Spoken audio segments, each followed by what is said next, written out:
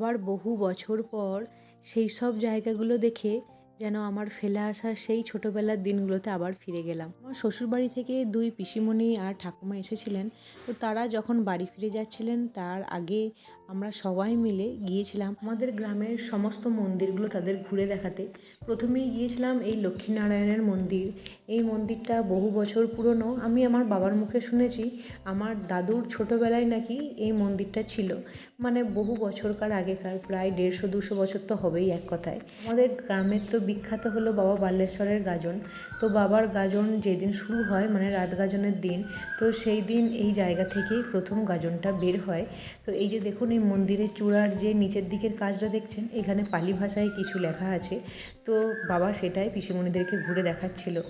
আর মকর সংক্রান্তির দিন এখানে খুব বড় মেলা বসে, 8 দিন ধরে হয় মেলাটা।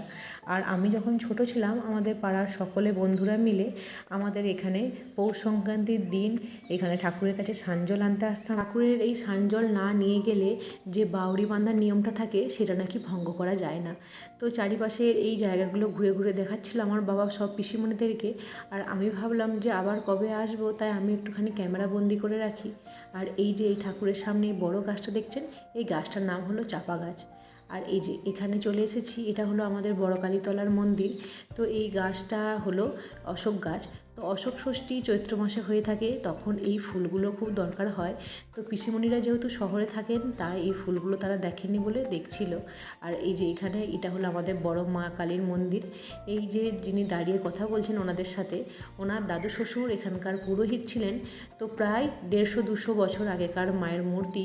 আর মায়ের এই মূর্তি সমস্ত মাটির তৈরি। 200 বছর আগেকার প্রতিমা দেখুন এখনও অক্ষত অবস্থাতেই রয়েছে। সব কিছুই মায়ের মহিমা। তারপর চলে এসেছিলাম আমাদের মূল আকর্ষণ বালচি গ্রামের বাল্যেশ্বরের মন্দিরে। আমার যে বছর বিয়ে হয় 2022 সালে, তার আগের বছর থেকে এই মূর্তি নির্মাণের কাজ শুরু হয়েছিল। তো আস্তে আস্তে দেখতে দেখতে 4 বছরের মধ্যে এই মন্দিরটা এত সুন্দরভাবে তৈরি হয়ে গেছে দেখুন। আর এখানে আমি আসলে অবশ্যই পুজো দিতে আসি। প্রত্যেকবার যেহেতু সম্ভব হয় না, তাই এইবার সুযোগ করে উঠতে পেরেছি বলে এখানে এলাম সবার সাথে। আর এই যে এই সামনে এটা বড় আটচালা, এটাও নতুন করে তৈরি করা হয়েছে। গাজনের সেই 2 দিন এখানে একদম কারোরই পা ফেলার জায়গা থাকে না, চারিদিকে লোকে কিচকিচ করে জানেন। তাই এই সময় এত ফাঁকা দেখে সত্যিই খুব ভালো লাগছে। পয়লা চৈত্র থেকে একদম পয়লা বৈশাখ অবধি বাবার ভোগ, যেটা আমাদের সকলের কাছে মুনিভোগ নামে পরিচিত, সেটা শুরু হয়ে যাবে। আমার বাবার কিছু ক্ষুদে বন্ধুদের সাথে আমার পরিচয় হলো, তাই আপনাদের সাথে ওদের পরিচয় করালাম। তোর নাম মঙ্গলা, আর তোর নাম কি?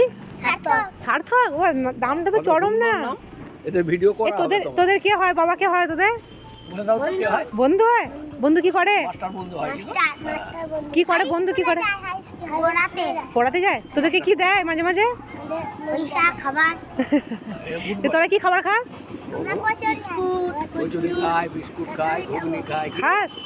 ভাল লাগে খেতে? মাস্টার কেমন? বন্ধু কেমন? ভালো তো?